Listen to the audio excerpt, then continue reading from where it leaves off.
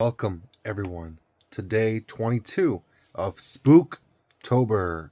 Today, we're going to be opening up some more of these Funko horror mysteries. Still on the lookout for Chucky, Wolfman, and Dracula. Honestly, I'd be happy with anyone except... Alright, let's get these opened up. Alright, now we got both of them opened up. Let's see what's inside the blind bags.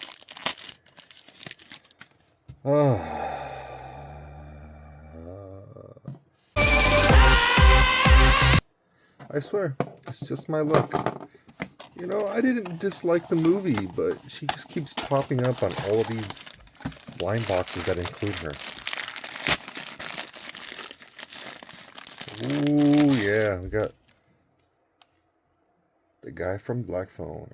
I have not seen this yet, but I've heard it's really good. I believe he is played by Ethan Hawke.